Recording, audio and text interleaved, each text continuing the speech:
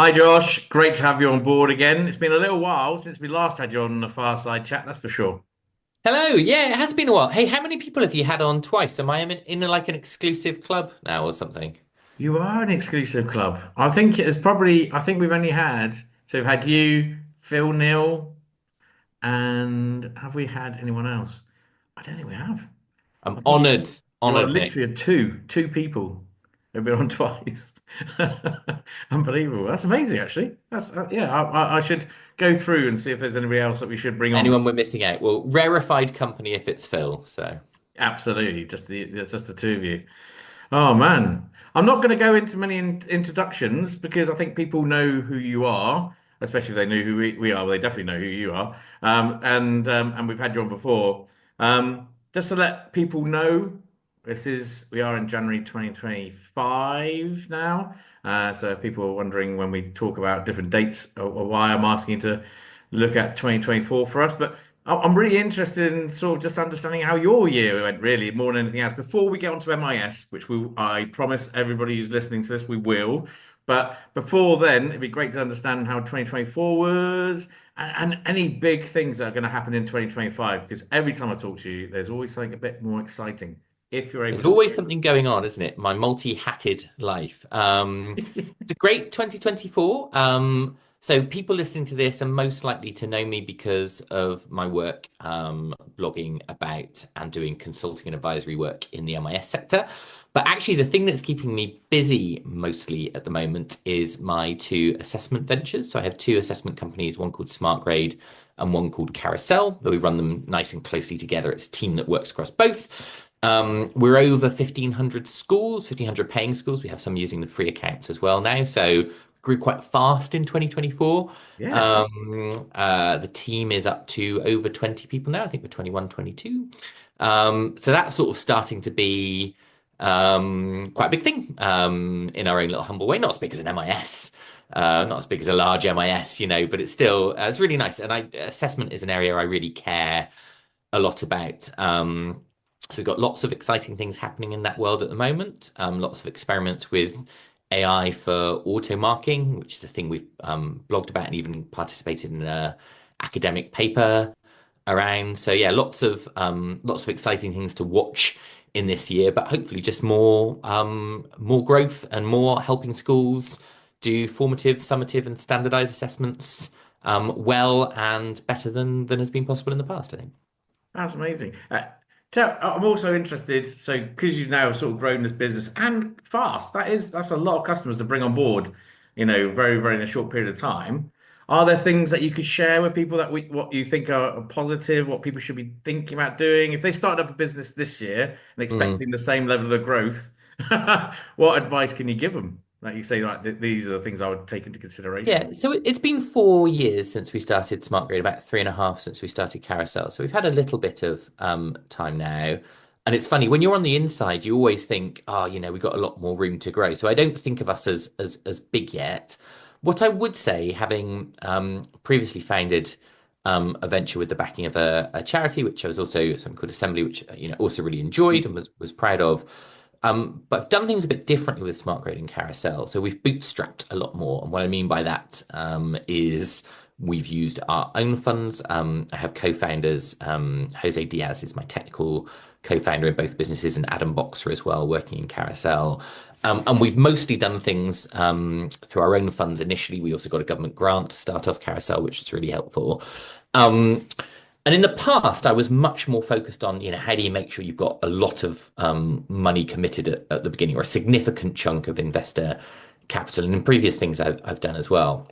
I've really enjoyed the bootstrapped way of doing things. And if I was, speaking to somebody about doing something again in 2025, I think thinking about what you can do on your own money is a really smart way of starting things. And there's two ways of considering that. The first is it doesn't have to cost a lot of money to validate an idea. You can sometimes put together pilots and tests of things using Excel. The carousel, the kind of prototype for Carousel before we turned it into business was an Excel spreadsheet that was downloaded by 30,000 teachers. You can use things like YouTube if you've got kind of content and CPD type content, or training, professional development content you want to get out there and test. There are a lot of things you can do that kind of cost nothing, or you can put together even simple sort of workflows. I know somebody who launched what ended up being quite a successful business with Typeform and just putting together forms at the beginning. Um, we did build with our own, I guess investing a bit of our own money. Um, we built our first versions of the product ourselves. We did then take on a bit of external investment, but only once we'd validated the market. So that's the first thing is you can actually do things surprisingly cheaply if you really force yourselves to. But then the second way of considering why it's good to do it this way is you really don't waste money this way around. And if I think of the ways I've done things in the past, if you start up with a larger chunk of money, you might take bigger risks. Now that can pay off, but actually, you also might find that you spend some money and a year or two later, you're like, oh, why did I think of doing that? When it's your own money and when you're kind of forced to each sort of ratchet up is like, oh, I've got to put a bit more of my own money in, or we've got, or spend a bit more of my own time. It really forces you to think, but is this going to be a good idea? Or, are the customers actually responding in the way I want to it, rather than sort of, using a bit too much optimism. So I think that would be my big lesson is, to the extent one can, bootstrapping. And by the way, bootstrapping could be getting a family member. Not all of us have access to a lot of money. We didn't have loads of money to start things off, but you might have a family member that'd be willing to put in 5 or 10 grand if you don't have that kind of money around. And I appreciate even that's a lot for somebody, but like bootstrapping doesn't have to be hundreds of thousands of pounds. And actually, many of my favorite products in EdTech have started that way. Yeah, I agree. I think it's so did you find that also it gives you more control at an early stage in the sense of, if you've been financed by especially somebody who's not a friend or family or somebody who's associated, then there's always going to be that pressure of I need to make sure this either definitely works because I want to give that money back, or there's an element where they might be pushing you to go, whereabouts are you? Why haven't you got to this point yet? Why don't you start developing? Is that do you find that that is true? Or am I am I overhyping that? No, no, you're exactly right. So, but let's be clear. Um, I know a number of successful people, and often actually the most successful, the people where you're like, oh, your business is going to be, you know, 10 million plus revenue business, say in EdTech, which is rare, who are the kind of people that, have often taken on money Yeah. early, and it's a different type of person, a different approach, and I really respect the people that can. So I'm not saying better. I'm just saying this is a different way of doing things. I've personally really valued the control sense. It's not just megalomania. I don't mean control for me and my co-founders, and management team who are smart people. There's a lot of really great people around. Um, but we a lot of people say this, but we really do think of ourselves as kind of values and mission driven. Carousel is a retrieval practice platform, so let's take that as an example. It's giving tools that help schools get children not just looking at questions, that's a form of Mm. assessment, but revisiting those questions multiple times, because that's what retrieval practice is. It's the process of revisiting questions effectively that really helps to commit the knowledge that underpins those questions to your long-term memory. Now, there are things we might have chosen to do over the years that might have generated more revenue, but that's kind of not the only reason we're setting up a company. I think it's important to make your company profitable. We focused on profitability. We are profitable in both companies now. That's how you can reassure schools that your product will exist for the long term. It's how you can give people good jobs, and reassure them their job will still be there tomorrow. So those things aren't nothing. But actually, if you have control and you don't have investors sort of breathing down your neck saying, well, we've got to be 2 times as big next year, or, where are our dividends? Then you can really focus on doing the things that you want to do, whatever that means. And for us, it means improving education. It means focusing on building better products. So we're reinvesting all of the profits that we have at the business, at least for now, into the business. And that's something that's been possible because of bootstrapping and because as founders, we're all very aligned in what we're actually trying to do here. No, amazing. I think it's great and a great piece of advice as well. I think it gives people the different options. They can, like you say, getting finance isn't the wrong necessarily a wrong thing. or bootstrapping is not necessarily, is potentially the right thing as well. I think it's Right, and actually, there's just one thing I would add, which is important mm, here, and I think you've kind of touched on it, which is that I agree that they are both good options, but a lot of the advice that's out there pushes you towards the external investment thing yeah, because there's no like ecosystem of advisors that are paid to tell you to bootstrap, right? By definition, the people that are bootstrapped have kind of done it themselves without a kind of, an ecosystem of investors and advisors. So I really believe in that world of investors and advisors for a certain type of business and a certain type of founder. yeah. But if you're minded to bootstrap, what I would say is find other founders that have, because founders will often be generous with their time, and then you can consider both options alongside each other. Yeah, I think that's a good piece of advice. I think definitely people around you, utilize them as much as you possibly can, especially if they're going down the road that you are. I think personality. I think you pulled up on that a little bit, which is, I think obviously your personality is something you should consider because, obviously it's a different way of running a business between bootstrap and being financed, and you probably need to be aware of that. How much control you have, or how much or if you want to be completely mission driven as well. I think that's probably a good point. Yeah, and if you've been through other companies in the past, so you've formed opinions on the type of organization you want to be and the things you want to have. So from day one, for example, in both companies, or from very early on, we've paid a 10% matching pension contribution, which is really unusual for an early stage business because you don't have to. It's sort of between employee and employer, you have to pay 8%, and it's normally 5 and 3, and some startups will just pay the minimum, and I respect that. I have personal, really strong opinions that like pensions are super important, and people of our age and younger, Nick, are being let down by their employers or not having enough paid into their pension pot. So we really wanted to do that from day one because I don't want to create jobs that I don't consider to be good jobs. Now, that's a decision that costs more money than not doing so. But those are things that over time I've developed kind of quite a strong view about, and I wouldn't want somebody to prevent me from doing so. So it's just, it comes down to what matters to you and what you want to prioritize, really. Well, let me know when there's a vacancy. So, so what about 2025 then? So obviously you're going to Hmm. be a bit restricted potentially in what you can say, but for company confidential reasons. But are there some exciting things coming up that you can talk about? In my companies, you mean, or Hmm. well, actually, if you think of the orbit of everything that I'm doing, I've been doing bits of MIS advisory work, and I guess we'll come back to that. But there are definitely exciting things afoot in the MIS world. In our assessment space, we do have some exciting things, and annoyingly, I can't talk about some of them, but we have some new product launches in the next year that are really fun. We are. I will just touch on AI actually because that's everyone's talking about it at the moment. And we're kind of probably neatly, we don't really have a dogma. We're not like massively pro or massively against. We're sort of trying to be driven by what our research shows us. Yeah.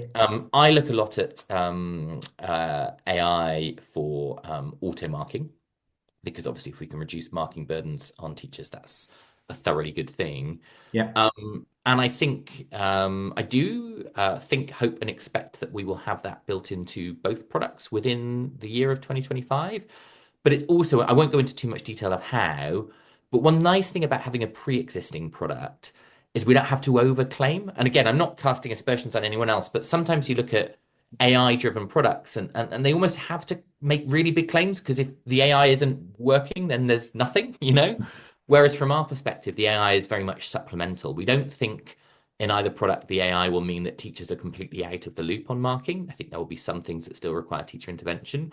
What we're looking at is reducing teacher workload, so more of a co-pilot type approach, or handling things that we really know we can mark with confidence, and actually not just using AI. There are some things which actually machine learning type techniques that have been around for a bit longer can do a job, and AI is a bit of a sledgehammer to crack a nut. So I would say that the most exciting thing in 2025, or one of the many exciting things, not the most, but the one that I can at least talk about a little bit is this sort of bringing of AI into the world of assessment.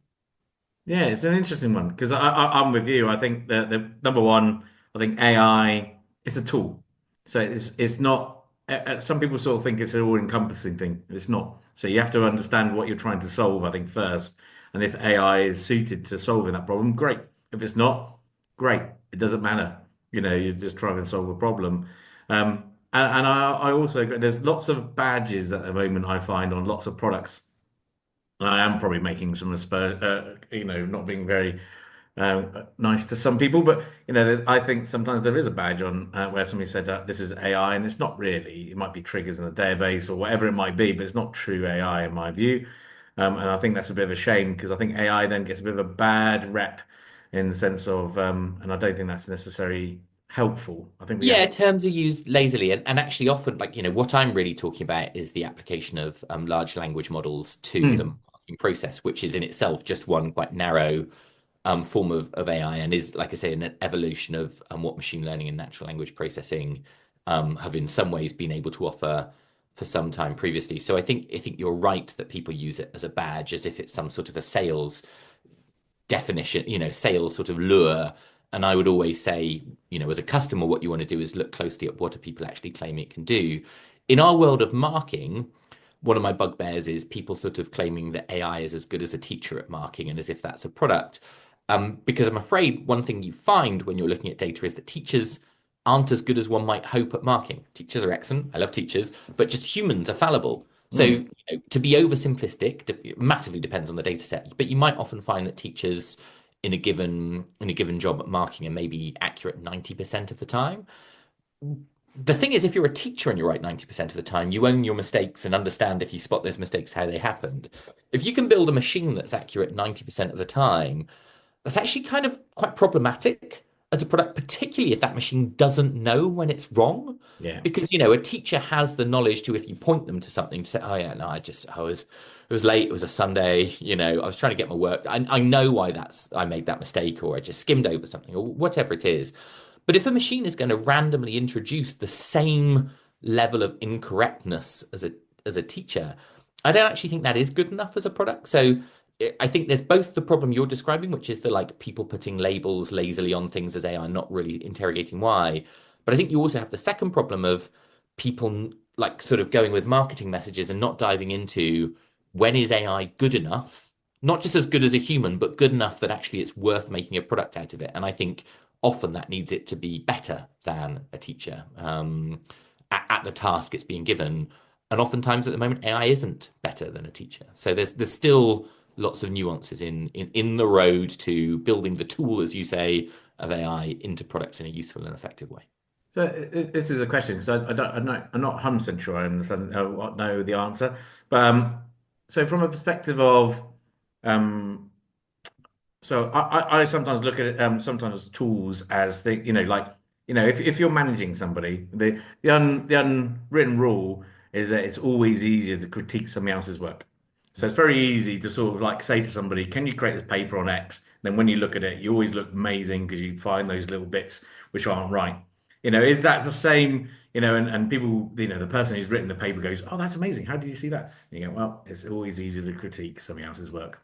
But do you think that will be the same with then in essence with AI, where ultimately there will be lots of tools to make life more efficient for teachers, but ultimately they're still going to have to be able to critique it. But that might be a great thing because they can then identify those bits which aren't right rather than Yeah. having to create the document or mark all these books or whatever it might be and do all the work and then find there's some gaps or missing, like you say, because no one's fallible. And also there are biases. We do know that there's that unconscious bias across all, Mm. from a teaching perspective. I've seen data regarding people premium where it's definitely there's some unconscious bias around the success of those children. So there's an element where you sort of go, do you see it as always? I know you're sort of saying there, no, we need to get it right, but is there that sort of space for it Yeah, to so not let's be let's think of 100%? two different types of task. I think what you're describing, and I would broadly agree with this, is a content creation type of task, where it is for most people, certainly for me, I would rather be given 1,000 words to edit than be asked to write 1,000 words. And I have myself used ChatGPT and other tools to do a first draft of whatever a document is, And then, as a domain expert, hopefully, in whatever I was working on, I've gone in and hacked around those words, and I find I enjoy editing. I used to be I had a children's publishing company once, and I did the editing of that. I really like Yeah. um, that process of playing with words, and I find it creative. So large language models to do a first draft effectively that then allows a teacher or whoever to edit something. That is a meaningful and sensible use of AI. So whether it would be lesson content or whatever, and you see that to an extent um, happening already. If you look at Oak National's kind of tools that guide you through creating lesson resources and lesson plans, and then you can sort of take them off and edit them yourselves. There are tools that allow you to do that. Um, so yes, I think that is a meaningful use case. The problem in marking is it's a slightly different use case. You're not editing somebody's work so much. You're reviewing something and deciding whether it's worth a mark or not, or whether it's worth 3 or 2 or 1 mark, based on a rubric. So actually what you're asking the AI to do is slightly, or the large language model, or whatever technique you're doing, is slightly different. And if, for example, like I say, we don't worry, we have our own ways of getting around this. But if you asked a large language model to mark 100 responses and it got 90 of them right, but 10 of them wrong, but you didn't know which ones were right and which ones were wrong, as a teacher, do you have to read all 100 to know that? And like, if you have to read them, like, does it take much less time to read them? Even if it takes a bit less time, is it still kind of annoying? So it's a slightly different problem to solve, actually. And there are, having something marked first and then moderating it is definitely easier than marking for the first time. But you've actually got to think a little bit about how you solve that problem and get confidence in your right answers so that you can reduce the workload from teachers just actually having to review everything. Yeah, you're right. There's much more higher level value to get it right 100%. Yeah, yeah, I totally understand that. Yeah, that makes perfect sense. Right, I want to move us on to MIS because I think a lot of people will be going, tell us about MIS. Now, Stop what a lot of people have chatting. done, Nick, is they've just pressed fast forward to in the show notes. You'll have said when they, if you've done that, there's quite interesting stuff that we've talked about so far. But no, you're right. We should get to it. Yeah, shall I start the introduction again as well? So, oh, amazing. Yeah, so MIS. So obviously you're heavily renowned for your commentary on the MIS market, and there's been a lot of change, but some of it's been more subtle, I think.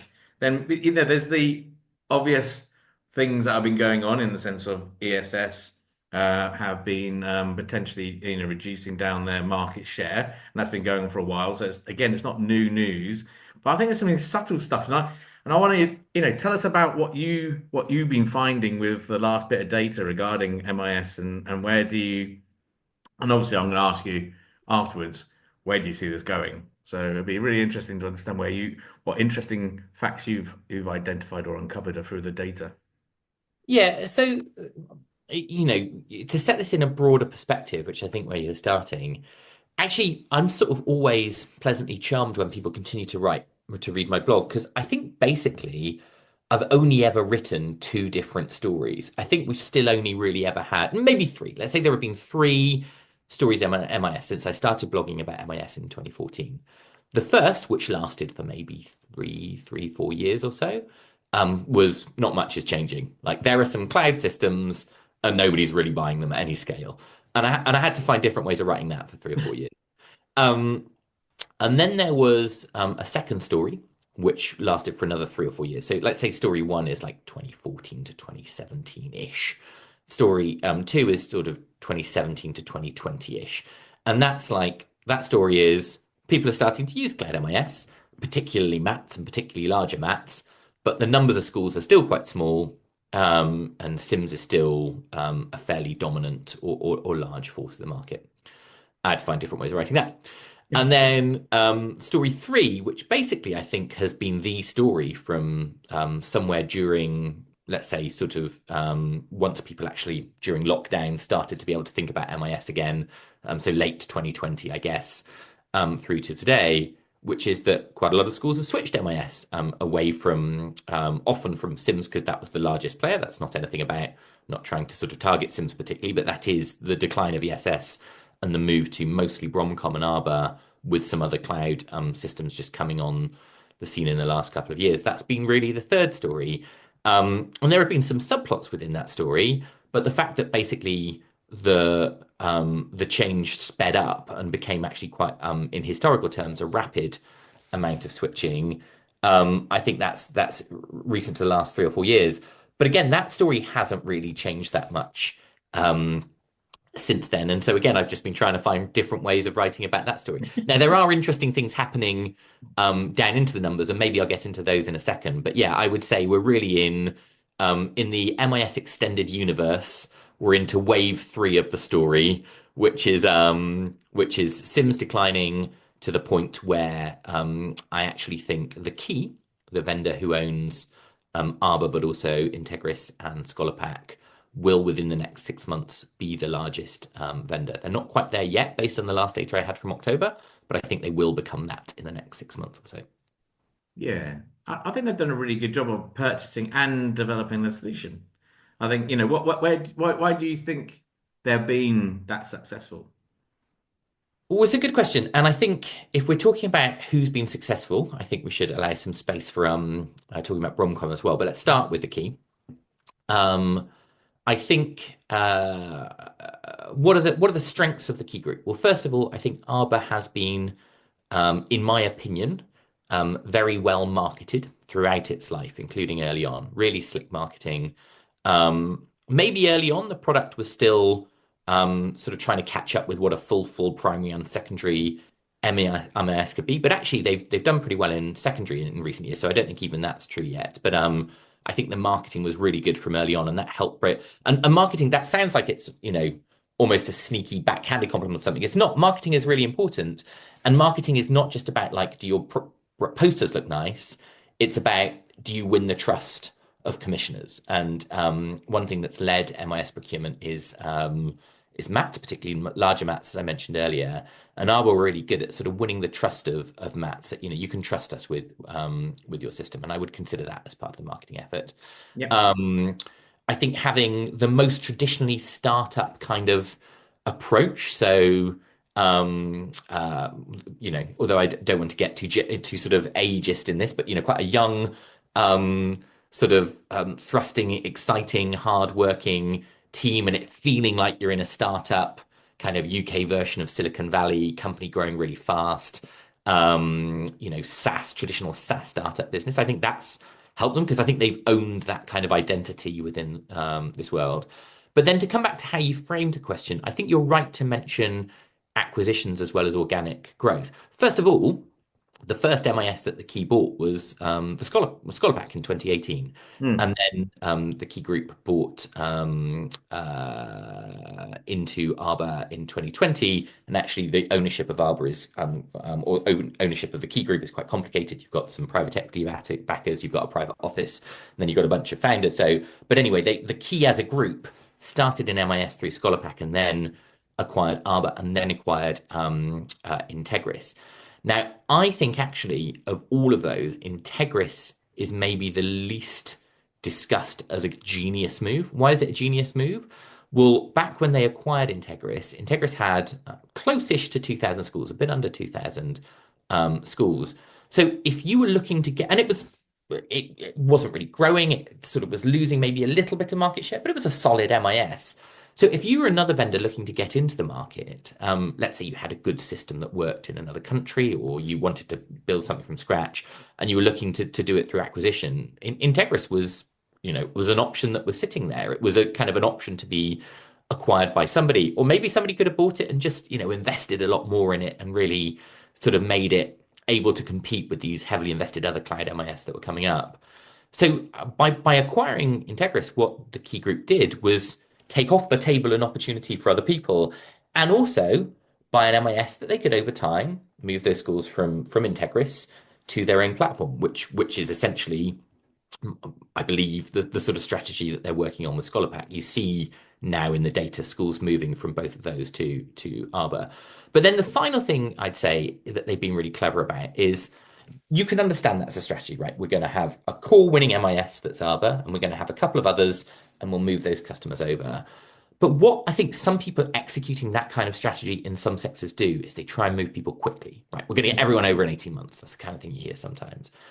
But actually, schools don't really want to be told what to do, right? If you bought Scholar Pack, you probably bought Scholar Pack because actually it's still like if you're a simple primary, it's still a great MIS. And you want to, maybe you understand that over time that might be the direction you go in, but you don't want anyone to push you there.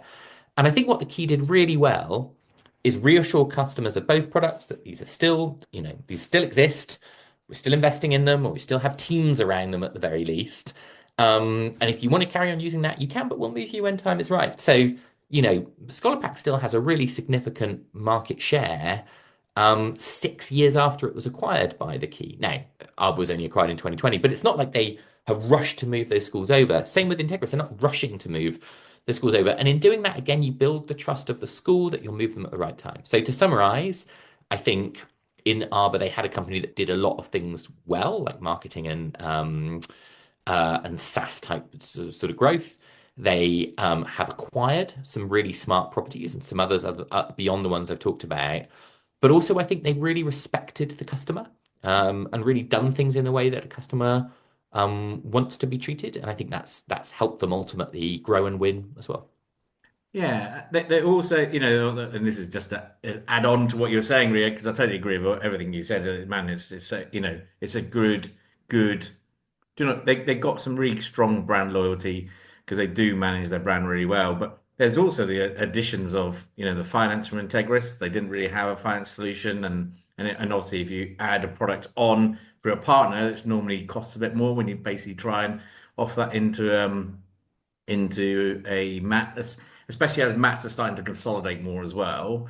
And then they've also just recently bought Sam's people, which HR at the moment from when you talk to mats, I think is much higher now on their list. It's almost like finance was first, then MIS, and now HR is becoming a much bigger sort of talking point. They seem to be interested. So I think that they sort of are building out their strategy really clear.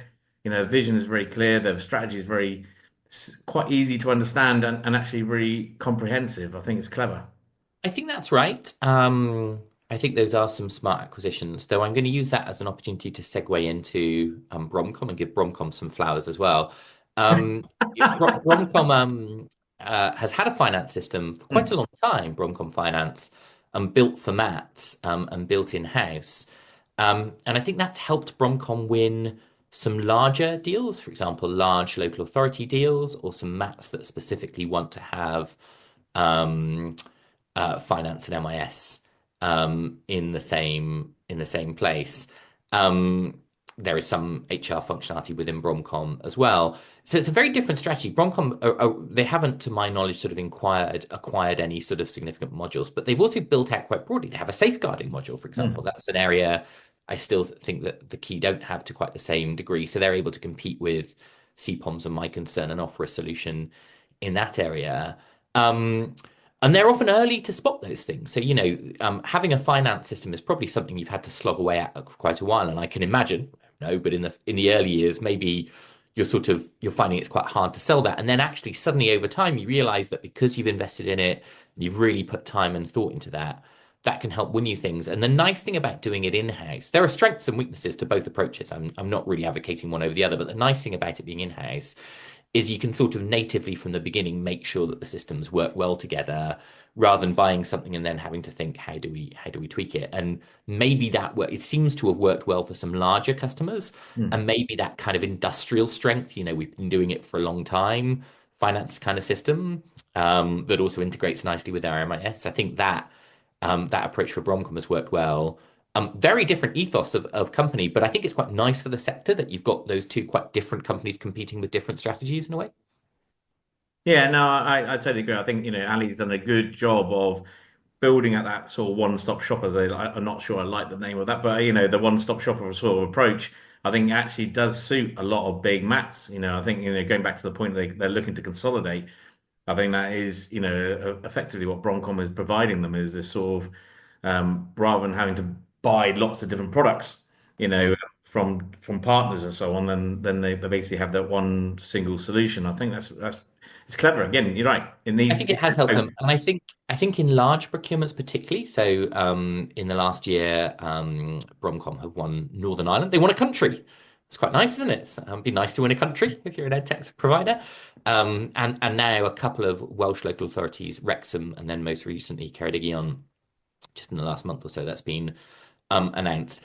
And I think the reason why you were talking about this one-stop shop approach, if you're responding to a tender which has quite a lot of requirements, which may include finance or other areas, then instead of having to sort of look at bolting together partnerships, if you've got one of everything in-house, actually that might help you. I also just think as a company, when you speak to Bromcom, they seem like a company that kind of really knows how to fill in a 300-page tender response. I don't, Mm. there's a lot of subjectivity in this. There's an opinion. Maybe I'm talking nonsense, but like, their bid writing, the people that are involved in that side of things, I think have been in the company for a long time. Yeah. Whereas like more traditional SaaS type of companies, it's a bit more move fast, win people, build relationships. And it's a bit different from, you know, I've got people in, who are ex-local authority people who know exactly how to fill in 300-page documents, slightly different thing. Now, let's be clear, Arbor have had plenty of success in, say, large map tenders and so on. But I think just where you see Bromcom have had a bit of an edge in the last year or two is things like really big tenders, things like LA-wide tenders, or even the national tender of Northern Ireland, where maybe their company ethos and their one-stop shop approach has just helped them a little bit as well.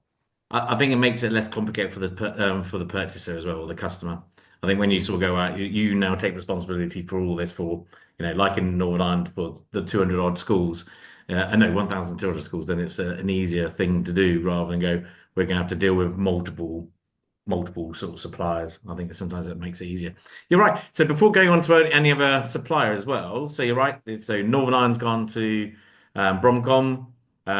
You've got Wales, where Ceredigion and Wrexham have moved to Bromcom, and I'm hearing a lot more tenders are happening in Wales. So that's quite interesting because that's do you know that it normally in England, as an example, the leading sort of customers moving away from Sims at that point in time was always mats and academies, and maintained schools were a little bit more harder to move. In Wales, the maintained sort of local authority purchasing on behalf of the maintained schools is still the model that currently stands at the moment in Wales. So it's even it's a little bit less. It's different in England. So do It is a you, very different approach, yes. And it's funny when you say, I hear of more procurement activity happening. I have this image of like, I don't know, a Baker-light phone with a dialy wheel on your desk or something. And every now and then somebody calls you and says, there's something happening in Wales. That's in my mind. I just want you to know that that's what I feel. You have a hotline from every MIS procurement around the country where somebody's calling you. I've And got a just letting map. you. It all lights up. Perfect, perfect. It's a little bit Bond villain, but still. It is. Yeah, I agree. Anyway. But yeah, do you see? I'm assuming you see that Wales is definitely going to start being more fragmented. I think it's an interesting place though for that to happen. I wonder if it's going to be a single supplier or multiple suppliers, because obviously there is an element where if it's multiple suppliers, then does that meet? Because obviously they've got their own needs, they've got their own requirements. Does that make it, financially, commercially, viable in some ways? Yes, because you have to have a Welsh language version of a system, and there are some local requirements, different curriculum in Wales and so on. So you will have things you'd have to do to serve that market.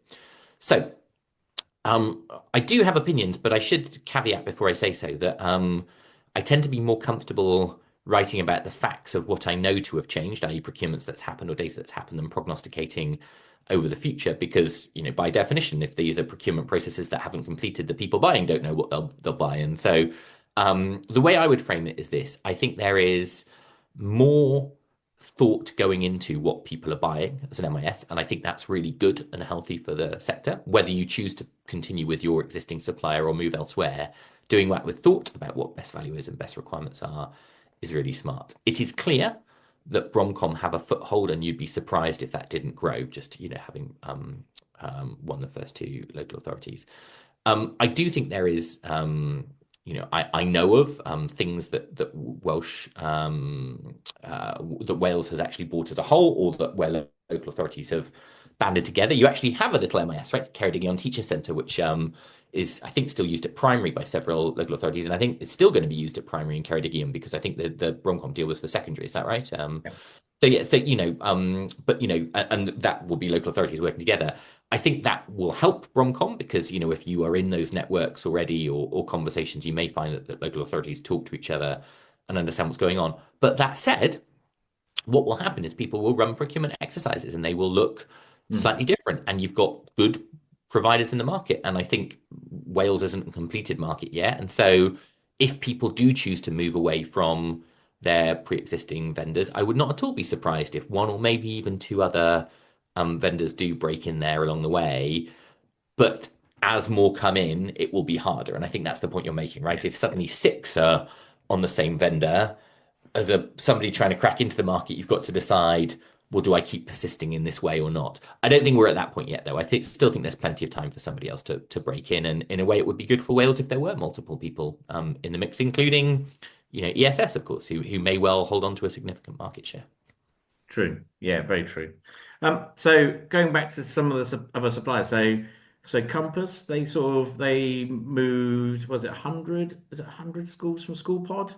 Do you see anything else progressing from there? Well, so let's just separate two things. I think if you speak to the Compass team, I think they will talk about having over 100 schools now, and I think a lot of those have come from SchoolPod. If you actually look at the census data, in the most recent census data, they have 30 schools. There's nothing to be alarmed by there. I think there's a couple of things going on. One is that sometimes it takes a while to put a school live. They sign a contract, but actually, they may not want to go live straight away. And the second thing is, you mentioned that they have quite a few schools that have come from SchoolPod. Not all of those, I think, will actually end up being census schools. SchoolPod, as an MIS, specialized in schools for special educational needs or schools that are, alternative provision.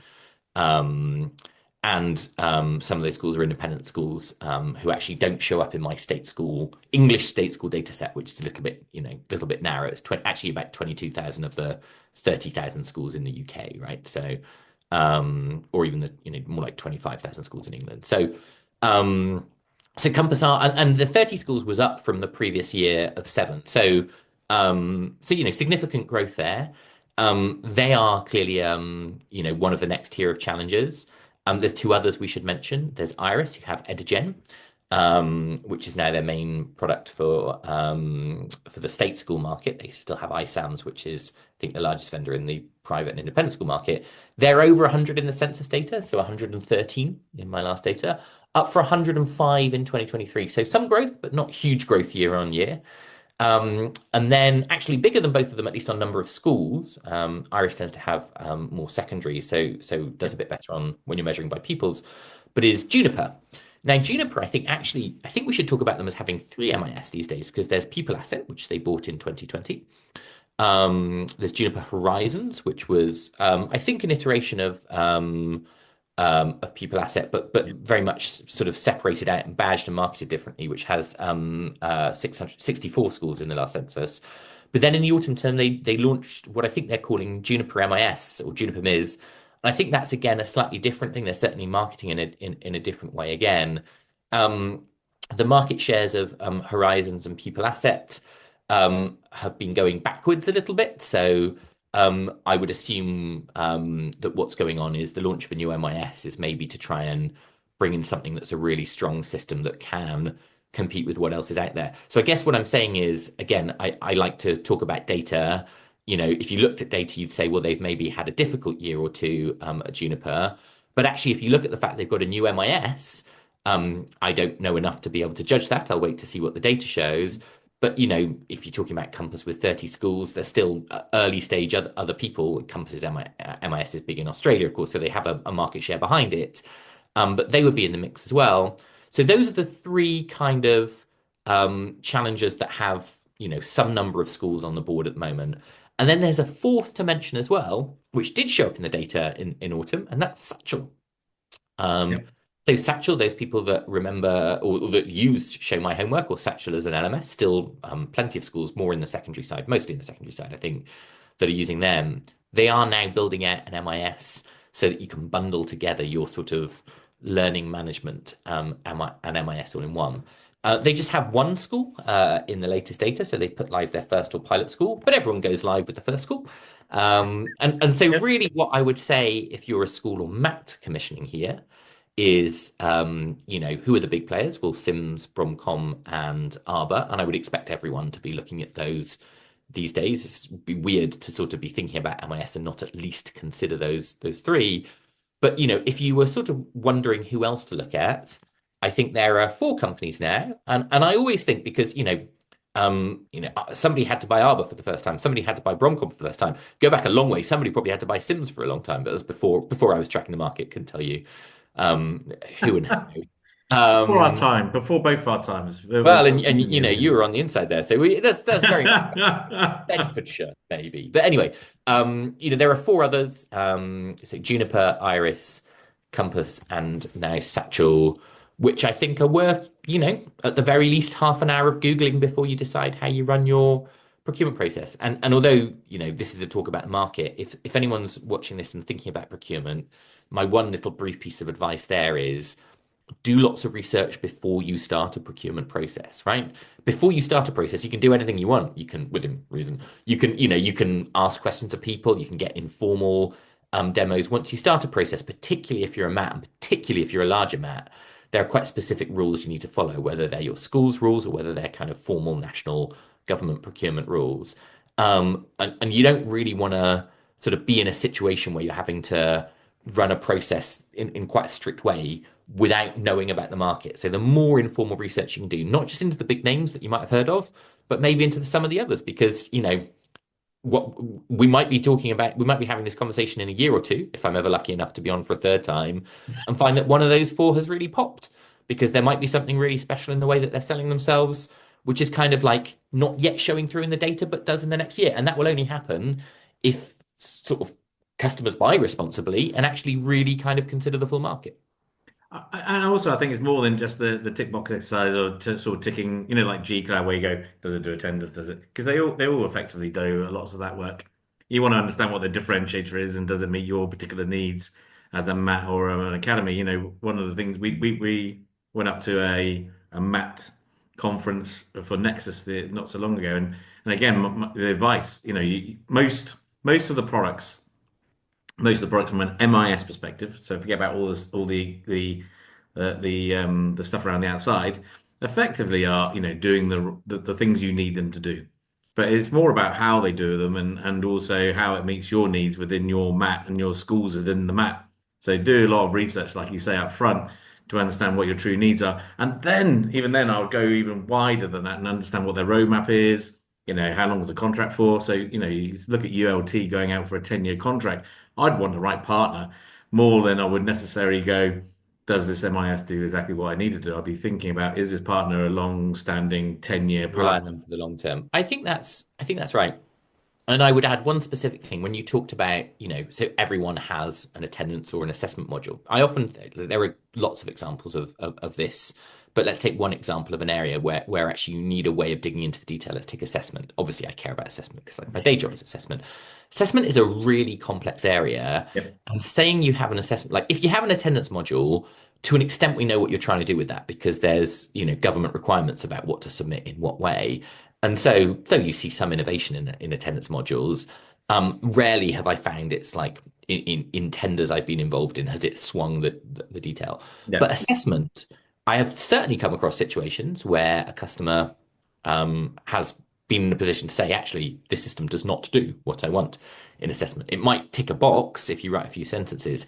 How do you get around that? I think scenario-based demos is for me the key, whether it's before you start a process to really help you write your requirements, or whether it's during a process as something that you can make sure informs and inputs into the scoring process. You know, this is the kind of like, here's our assessment, not the student names, but here's our assessment. Can you set it up? Can you make that work? Being really specific about a scenario. I think that's a really handy thing that people can do to make sure they're picking the right system. I totally agree. I'd even, especially even if you're looking for an MIS, I would actually look at other products. So I'm not plugging what you do. But I would be looking and sort of going, well, if that's best of breed, or because normally, let's face it, products which are in most cases, I'm not saying all the cases, which are products which have been built specifically for a particular need, like assessment, they're sometimes worth looking at because they're the things you should be comparing the MIS with. And if the MIS isn't giving you that sort of type of solution that that you've looked at, then Mm. potentially you should look at alternatives outside of, an I think MIS. I think that's right. And the nice thing about my world is, assessment is a huge task and it actually covers a lot of requirements. I think Hmm. rarely we wouldn't really find with Smart Grade and certainly not with Carousel that people are sort of choosing an MIS or us. We do different things. But what people often are looking at is where does Smart Grade say stop and the MIS begin? How are we porting grades in from Smart Grade? um, to the MIS. And we try and make that as easy as possible.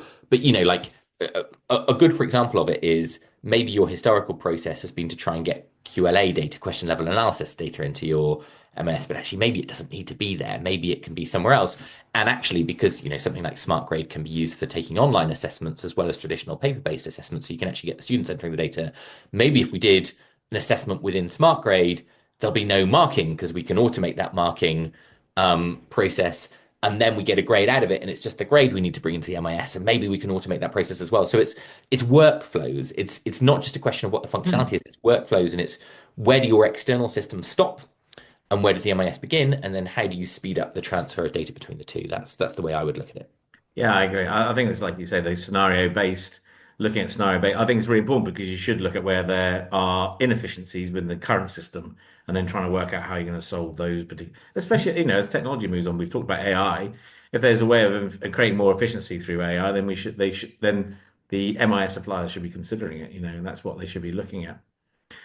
Going back to the sort of MIS a bit, so there is the one other company that we didn't talk about was sort of ETAs. I know they're not on your on the data. They have won about 25 hospital schools of recent, but that is another obviously. I just want to make sure there's a complete picture in the sense Other that MIS are available. I've enjoyed my conversations with them as a team over time, but yes, to be clear, it's just that they don't show up in the English state school data yet. That is but one way of looking at the market, and as you say, they're out there as well, and particularly for schools that are have slightly more non-standard requirements. I think they've done quite well in those circumstances. One of my other questions before we move on to, I know we're sort of, I'm taking up lots of your time, but in relation to international, do you see more companies coming in? So one of the things that so when Power School got bought again, and they basically the big strategy was to go international. Do you see more MIS trying to come into the market, or do you think that is now it's just too hard?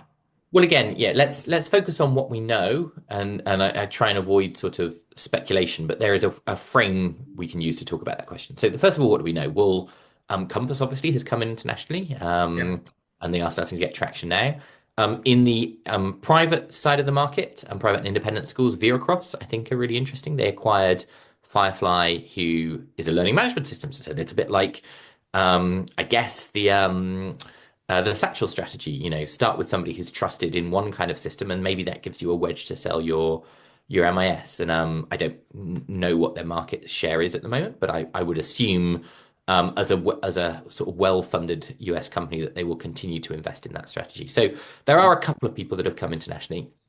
That said, without getting into speculation, the way I would frame it is this. We know that MIS struggle to travel. That doesn't mean that they can't. But if you look at the vendors between different countries, even countries where you have a shared language, um, you will find that different countries tend to have their own vendors.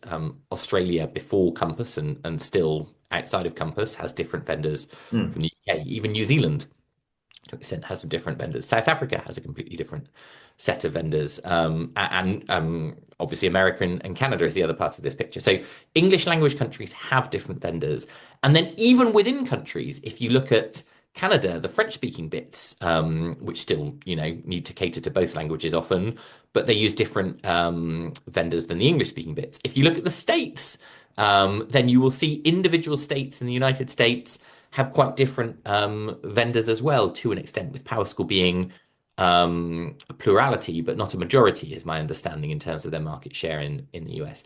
So it is hard for MIS to travel. Why is that? Well, it's the breadth and complexity of functionality. Um, it's the different government requirements, so different reporting requirements, like census requirements. You have to make census returns, or you have to link with exam boards. If it's secondary, those can be quite complicated. But even in workflow, like the way we talk about assessment in England is really quite specific. I mean, it's different from what they do in Wales, let alone in the US or Australia. And so to cater for each of those, it's not quite like having a finance system where, although there are, differences between countries, a chart of accounts kind of is a chart of accounts in two different countries. There are definitely systems that will travel more easily. So I think of MIS as uncomfortable travelers. Think of those as the people with the sick bag on the ferry as they get a little bit further away from home. They get queasier and queasier. Excellent. And my final, so like I say, my final question, really, as much as anything, or subject, or something to discuss. I appreciate, projecting is you like to do it based on the data, which is understandable. Where do you see the 2025? Where do you see the end of 25 looking like? Yeah, great Apart from question. Arbor, So you've already asked, you answered, but yeah, no, well, so let's talk in terms of sort of what are the big questions. I think that's a nice way of framing it. Actually, the first thing is there is an event that is significant, and that is that a lot of schools and MATs have contracts with ESS Sims that are coming to the end of their current 3-year cycle in March of 2025. So a big question will be how many of those move. It would be reasonable to guess that there might well be quite a chunk of schools that move at that point, even if ESS are sort of, they have their cloud system they're building out. They'll be talking to their schools about that. But just because it's the end of a contract period, there are some schools that will have waited until then and to make a decision or some of that. So that's the first thing to look for is watch this space. I should get that data in sort of June or July of 2025. And I'm really looking forward to writing that blog because it will be really interesting to see how many schools have switched. Obviously, it's not just ESS Sims that they could be switching from, but that event, schools come to the end of their ESS Sims contract. That's the first thing to look for in 2025. More broadly, I think there's a couple of other ways of thinking about the market and what's going to happen. The first is, will there be any major change in the narrative? Like, the narrative up to now has been, as you said, that there's been a sort of a steady decline and an increasing rate to an extent in the last few years of decline of ESS towards um, Arbor first and Bromcom second, with a few challenges behind. I haven't yet seen anything to make me think that that narrative will change, but it certainly could. That's what I'm looking for in the data. So will the narrative change? And maybe, a different way of looking at it is to think, what would the things be that would change the narrative, right? And I think I've got three things in that category. So that's probably what you're interested in. The first is I think the MIS is broadening. I think this has been happening for a long time. Initially, broadening meant like doing things like payments and comms in the MIS, which you might have traditionally bought externally. But I think that trend has already gathered quite a lot of pace. I think increasingly it can be, do you consider HR and finance as part of the same purchasing decision? Now, I'm not saying that that's happened yet, but that's something I'll be looking out for. If we are seeing a move in that direction, that will benefit people like Bromcom, who have had a finance system for a long time, will certainly benefit people like Iris, who have the largest MAT finance system. And, with Every, they have Every is their sort of, HR, compliance, facilities management, all kinds of other things as well, offer. So that would help some people for sure win. So that's one thing that could change. The second thing is, will there be more M&A, more mergers and acquisitions? We actually have had a bit in the last year. A year ago or so, Iris had a new kind of co-investor, Leonard Green, alongside HG. In the last year, Compass have had a large chunk of the company acquired by EQT, so sort of private equity buyers. But those are on the fringes of the core companies, I guess, in the UK. So, really the questions we're looking at in the UK are what might happen with Juniper, because they were established in 2019. You tend to think of private equity cycles as being 5-ish years. And so, they might be towards the end of a private equity cycle. The key, their sort of period of time, they had CBPE come in and invest, I think, in 2020. Now, they're not the only investor. Like I say, there's a family office and there's also founders there. But you could find in 2025 that they're coming to the end of a private equity cycle and looking for new investment. Um, Bromcom is family owned. I don't have any reason to believe that Ali would want to sell, but it's always possible. So I guess what I'm saying is, what could change the market will a big M&A event. Yep. That would certainly lead to different ownership, different perspectives. It's not even impossible that something could happen with the ownership of Parent Pay Group, right? They invested in Sims in what 2020 as well, or late 2020, early 2021. So those are things I look out for. Is what's going to happen in terms of M&A, and it will be interesting to see if there's more action in that world. And then the final thing I'd say about what would change the market is it's kind of innovation, really. Is what to an extent, there's a bit of the MIS market. When you look in detail, you're sort of like, well, are we all building, not that I'm building, but is everyone building kind of parity products? Are they all kind of aiming to converge in some sort of, entropic um, kind of just sort of they're all the same system. Go forward 20 years time and they all look identical. Um, or actually, is it more energetic and exciting than that? And is there really meaningful innovation between the systems? Now, I don't actually know at the moment. I have some thoughts as to how one could, but I don't see, and I don't know outside of things like, HR and finance, what the innovation would be. You've had people like Bromcom and Arbor in particular talking about their use of AI within the product, but not centrally, really. It's much more sort of, from the way I've seen it, it's, ways of enhancing or putting some icing on the cake. It's not like a fundamental reimagining of the MIS. And that's probably sensible. I'm not suggesting they should. But, the whole will AI transform MIS? It's like, well, I'm not seeing that yet. And I'd need to see some substance or some obvious use cases where it's like, oh, right, can do this thing massively quicker because, and I just don't um, see that yet. So, really, I think for there to be really substantial innovation in the MIS world, it would almost need somebody else to come in with a new business model, like a free MIS with, additional modules on top of it or something where that, like in the same way that operating systems business model is, you don't realize you're paying for the operating system, but that helps you use other systems or plug in apps, a bit like a phone or something like I've always believed that there was space for somebody to do that. That might also be easier to do as a global model because it'd be an expensive thing to do. Because you could allow the local requirements to be handled outside of the core system. Outside of somebody doing that, I actually don't know how much innovation we're going to see. I still think there's plenty of space for innovation within there, whether it's HR and finance, whether it's bundling more modules together. But I don't think we're going to see the transformational, dramatically different system in the next year at least, or at least I haven't seen evidence of where that would come from. Yeah, interesting. I think so I think there will be a divergence, but I'm not sure like you said, the innovation, what the innovation will be.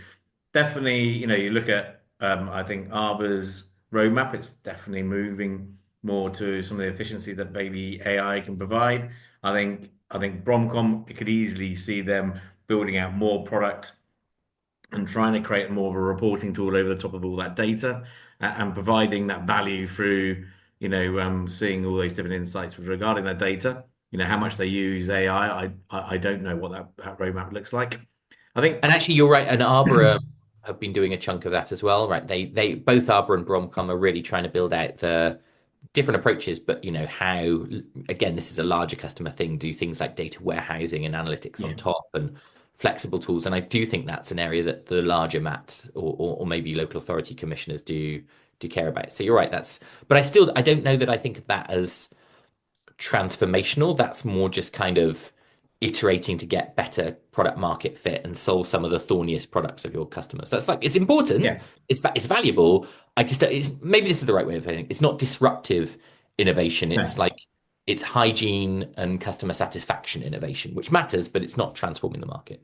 No, I agree with that. I think Iris, I think are interesting because it comes back to some of what you said.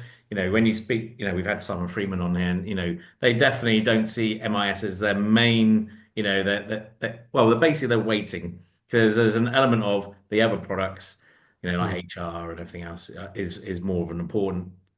more important. They probably won't want me to say that in that way, but it's more it's where their strategy is. It's about driving those products in, and then MIS coming in afterwards, rather than what obviously these main players are doing in the sense of MIS first. And you're right, it's because they've got a bigger ecosystem that they Yeah, can. I mean, I couldn't comment on what Iris see as priorities, but what I would say is if somebody said to me, how do you gain market share as an MIS? I'd say you need to obsess about MIS. It can't be an afterthought. I'm not suggesting that you implied that anyone else in the market does think of the MIS as an I afterthought. apologize, Simon, already. But lovely chap and Yeah, yeah, yeah, and precisely. lots of smart thoughts about the market. So this isn't a comment directed at them, but um, but I do think this is important. You know, when we were talking earlier about why have Arbor and Bromcom won, both organizations had at their center Yes. people obsessing about MIS in a way that, like, you know, some of the people that have left the market, let's think of Advanced, say, you know, huge software company with some really impressive businesses, but actually over a period of like a decade, where was the person that was really like going, you know, waking up on Christmas Day thinking about MIS before they kind of got the presents from around the tree? And I do think it isn't like an afterthought in a procurement. It's a really complex, big area. You know, a lot of these products will talk about having 40 plus modules, you know, and say, you know, you've got complexity and you've got breadth. And to win procurements, you need to be kind of competing at that level.